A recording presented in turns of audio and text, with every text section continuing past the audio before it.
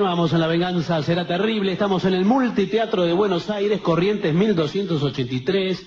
Estaremos toda esta semana hasta el jueves, inclusive aquí, con entrada libre y gratuita. Y, como ya hemos dicho, a partir del lunes 16, los lunes serán de La Venganza Matiné. Haremos el programa a las 20 horas en el Multiteatro. A las 20. Se va a emitir como siempre a la medianoche, pero los lunes, exclusivamente los lunes, será a las 20 horas desde el 16 de julio. Muy bien. Hablaremos hoy acerca del monje François Chabot, que vivió en épocas de la Revolución Francesa. Allá por 1778 lo encontrábamos en una región llamada La Rouergue. Este hombre era conocido no por su nombre, sino por el remoquete de Padre Agustín. Era un capuchino. Era famoso por sus sermones, pero no porque fueran demasiado rígidos, sino por el contrario. En el púlpito decía cosas de este orden. Jóvenes y damas, el amor perdona todas las faltas. Amémonos. Id sin temor a quien os atrae. Renunciar a la voluptuosidad es rechazar un regalo del cielo, es hacer una ofensa al Creador, es pecar. Someteos a las leyes del amor. Amén. Y esto se lo decía a las minas que iban a misa y tenía muchísimo éxito. Y claro. Todas lo escuchaban deleitadas y seguían al pie de la letra los consejos del Padre Agustín. No era difícil tampoco, ¿no? Así, cuando llegaba a algún pueblo, muchos maridos enojados por esta clase de sermones se quejaban. En Villefranche, un grupo de maridos enfurecidos lo esperaron en la puerta del templo y le dijeron: si aconsejáis a nuestras mujeres que hagan el amor a cualquiera, os moleremos a bastonazos. Y ese día, ante un público femenino muy decepcionado, el Padre Agustín habló sobre la caridad y la solidaridad, cosa que a nadie le interesaba. Había nacido en l'Atelier en 1757. Se llamaba, como se ha dicho, François Chabot. Había estudiado en Toulouse y eligió el estado de fraile predicador para poder celebrar festines y comidas gratuitas en los curatos parroquiales. Se instaló un tiempo en Villefranche y allí conoció una muchacha muy hermosa y se convirtió en su amante. Ella se llamaba Fandion, pero no solamente a ella beneficiaba este capuchino, sino que atraía a su cuarto a todas las mujeres que entraban al confesionario, y según las crónicas parece que las atendía con un ardor del que no se tardó en hablar en todas partes. Tiempo después, Chabot se dedicó exclusivamente al trato con las damas, pasando por alto cualquier situación de orden religioso.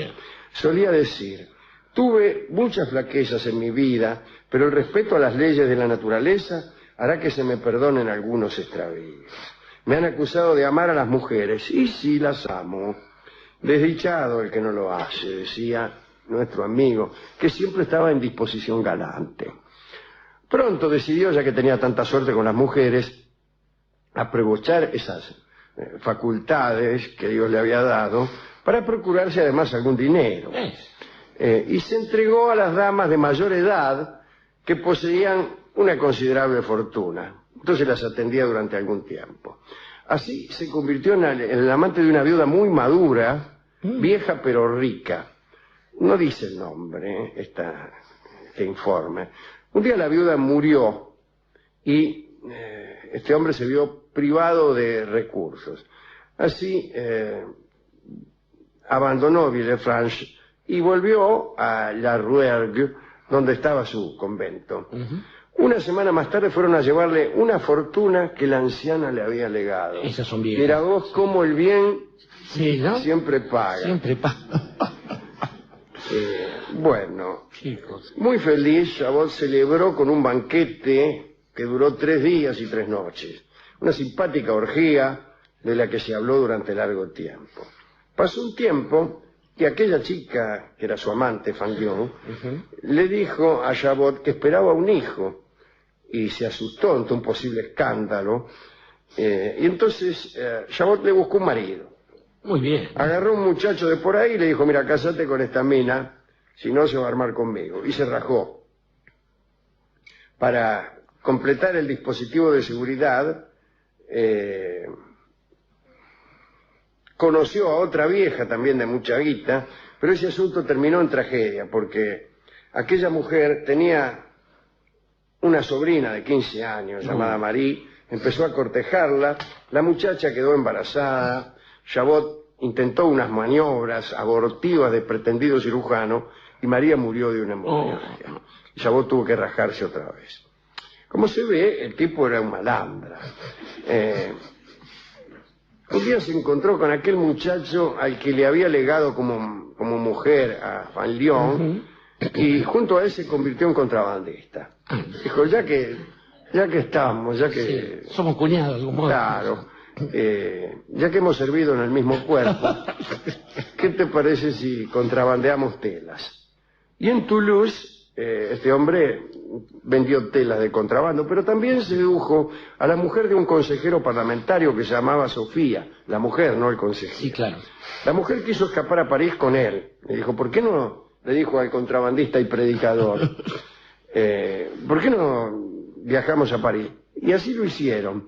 Ella se disfrazó de monja y se coló del carruaje de Chabot cuando éste pasaba todo lo que daba. La acción le valió la fractura de un brazo, pero pudieron rajarse para la capital. Bueno, allí en París, Chabot todavía concurre a lugares más turbios. Se lo vio en el Palais Royal, este establecimiento de la calle Rivoli, donde en aquel tiempo iban todas las prostitutas, ¿no? Ahora es una especie de galería comercial, no mucha gracia. Al final se cansó de Sofía y la abandonó. Pero en uno de esos establecimientos de prostitutas conoció a un tipo cuyas formas groseras le gustaron mucho. Y ese tipo no era otro que Danton. Oh, bueno, claro, un rústico, un auténtico rústico. Los dos hombres no tardaron en hacerse amigos. Y el fraile ingresó a la política, a pesar de que su principal interés eran las minas del Palais Royal. Allí se contagió la sífilis, me refiero al Palais Royal, no a la política. Desesperado se fue a Montpellier, donde sabía que había un médico muy ducho en esas enfermedades, pero el médico tenía una hija de 19 años de gran belleza y Chabot la raptó. El escándalo fue tan grande que el obispado lo excomulgó. Chabot, incapaz de ganarse el sustento, empezó, quién sabe, ¿no? Empezó a pensar en la política como fuente de ingresos. En 1789 lo encontramos a Chabot con afanes de lujo y de riqueza, pero amargado, y empezando a participar de las reuniones de los revolucionarios, y llegó a ser un personaje importante. En 1790 había formado en Rhodes una sociedad jacobina bajo el pretexto de traducir al patois, que es un dialecto francés que hablan los muchachos, las nuevas leyes de la Asamblea Constituyente, que es como traducirlas al lunfardo.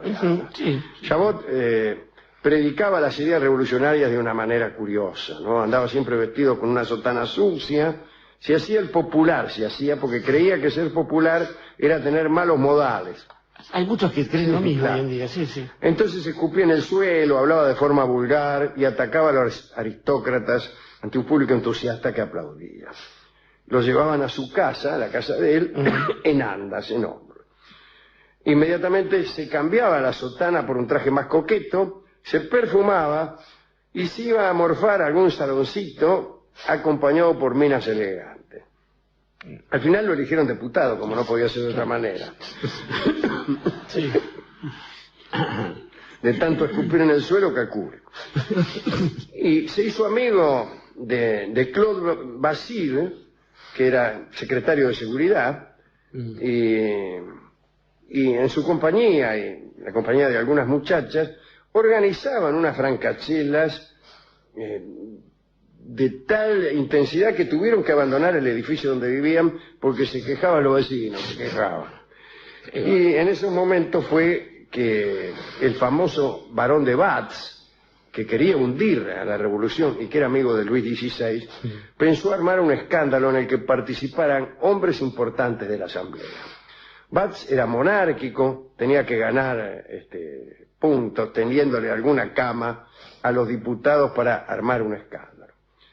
Y el plan era que unos hermanos atorrantes llamados Humfeld se hicieran pasar por jacobinos, encararan a Chabot y lo hicieran caer en alguna. Y estos niatos le presentaron a una minita, Leopoldine, que tenía 16 años, dijeron que era la hermana de ellos, y no era una mina cualquiera, ¿no?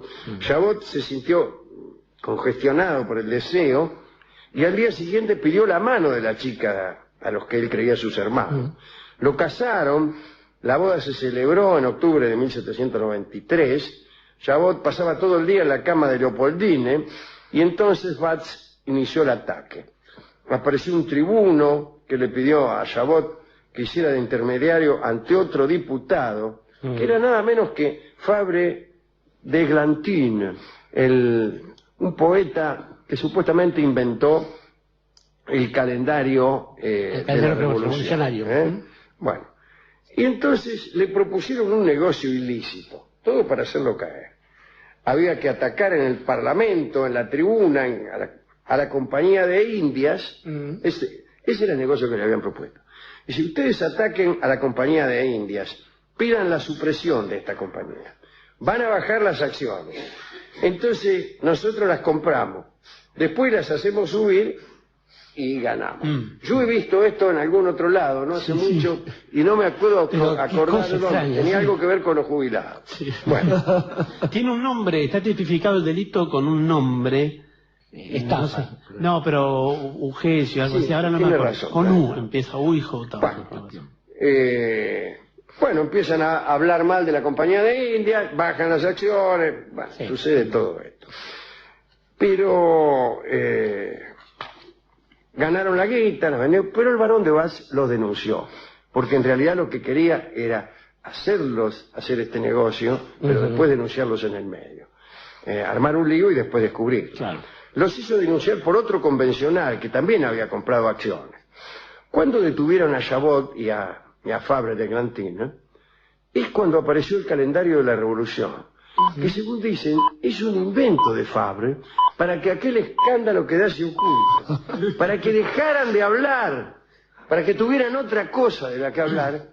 Largó el calendario con los meses, vendimiario, brumario, frimario, pluvioso, nivoso, brumoso, fructidor, termidor, mesidor, fructidor, porquería. Igualmente lo metieron a todo en cana, por más. Algún día hablaremos de ese extraño calendario. Que viene mezclado también con el culto a la diosa razón. Bueno, que inventó Fabre d'Églantine.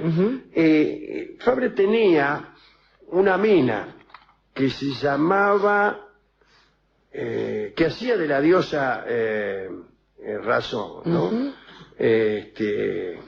Y le cambiaron el nombre a Notre Dame de París, le pusieron Templo de la Razón.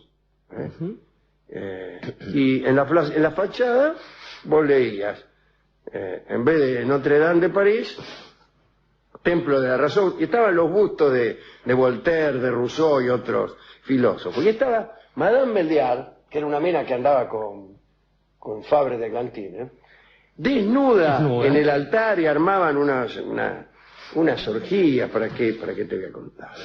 Bueno, el caso es que lo llevan en cana nomás a Fabre y a Chabot. Chabot es detenido, lo conducen al Luxemburgo, dice aquí, es raro, pero bueno, sí puede ser. Al jardín, al palacio, y por ahí, de ahí se ve la conserjería, donde realmente los metían, pero bueno. El 5 de abril de 1794 muere en la guillotina, y esta fecha me suena como la de la muerte de Danton, y como la de la muerte de muchos tipos en una jornada sangrienta de la guillotina, quizás de las más sangrientas. Fíjese algún oyente que hay ahí Esto era en la Plaza de la Concorde, que hoy es la Plaza de la Concorde. Fíjese, antes había una guillotina. Ahora hay un obelisco. Al revés que acá, me parece, pero bueno. Bueno, el caso es que me parece que a Danton lo hicieron sonar ese mismo día, y hubo uno que debe haber sido Danton, el que dijo al morir: lo único que lamento es morir antes que el cerdo de Robespierre. Claro, bueno, sí. El Saint-Just y todo está fue el que dando lo el hizo, terror, claro. ¿no? Y ahí murió François Chabot, aquel fraile que predicaba hacer el amor cuantas veces uno quisiera, que él se levantaba minita, seducía anciana. Murió a los 37 años. Qué picardía. Qué picardía, tenía una vida por delante. Incluso por detrás. Por favor. Bueno, pero no era muy simpático que digamos. No. Sí, porque cuando un buen amante, digamos, un tipo que tiene buena disposición, galante, es además un canalla, ya no es tan bueno. Exactamente. Ya no es tan bueno. Así que hay que ser, yo creo que hay que ser como Chabot, pero además un buen tipo. Así que, ya que vamos a pedir, pidamos uno que tenga... Sí, claro. La dignidad y honor. Todas las virtudes, porque Chabot era verdaderamente un grande, y el otro farsante, Fabre también, ¿no? Así que yo no tengo nadie a quien dedicar esto. Hay algunas personas vinculadas a la historia, Alejandro. Bueno, Maximilien Robespierre, que el abogadito de Arras, se lo merece porque gracias a él se podían hacer estos delirios de los meses y la diosa razón. E incluso no deberíamos dejar de lado a nuestra amiga Brigitte Bardot, que con el tiempo ha creado un culto en Francia que es el de Marianne, ¿no? Marianne emblematiza la República y cada tanto se elige una mina. Entonces a esa mina le pone la cara y el cuerpo de esa mina a una estatua que es la République Française. Claro, sí. Y bueno, estuvo Brigitte Bardot, ha escrito varias ahí. Sarkozy quiso hacer lo mismo con la primera dama y le salió mal, afortunadamente. Sí. Pero bueno, estaba pensando... Las representaciones de la República en Francia son siempre muy exuberantes. Y además todas las referencias acuden eso, así como el general de Gaulle alguna vez, cuando le preguntaron por qué no lo había metido en Cannes Sartre, dijo: no quiero pasar la historia como el que lo encarceló a Voltaire, ¿no? Digo, ese momento fundacional Francia lo tiene muy en cuenta. Pero a la hora de pensar en canallas, un canalla cercano a este François era Rasputín, que también inventó el mismo jeite, hacerse pasar por cura. Hay algunos que hacen el trámite directamente, la dan libre, ¿no? Pero bueno, acá lo sabemos gracias a la Cáritas que practicamos a veces.